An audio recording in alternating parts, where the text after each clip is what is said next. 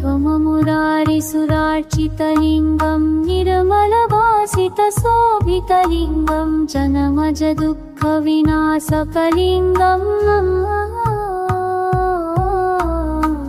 प्रणमामि सदा शिवलिङ्गम्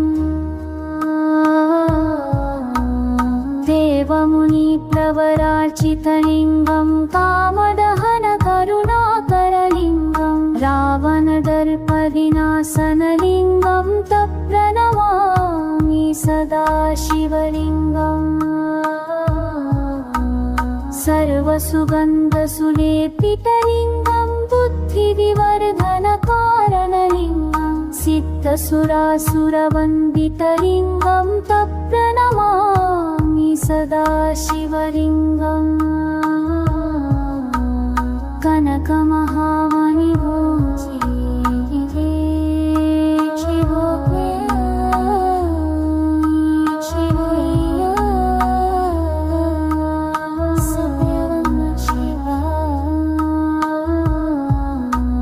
कुङ्कुमचन्दनवेष्टितलिङ्गं पङ्कजहारसुशोभितलिङ्गं सञ्चितपापविनाशनलिङ्गं तत्प्रणमामि सदा शिवलिङ्गम्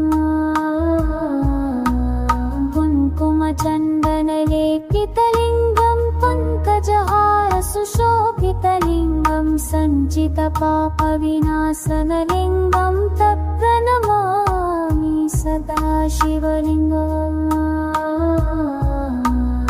देवगणार्चितसेवितलिङ्गं भावये भक्तिभिरेव च लिङ्गं दिनकरकोटिप्रभाकरलिङ्गं तत्प्रणमामि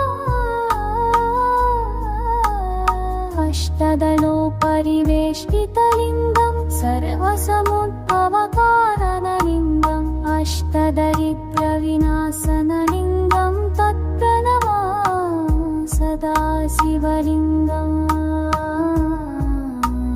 सुरगुरुसुरवरपूजितलिङ्गं सुरवनपुष्पसदाचितलिङ्गं परात्परं परमात्मकलिङ्गं तत्प्रणमामि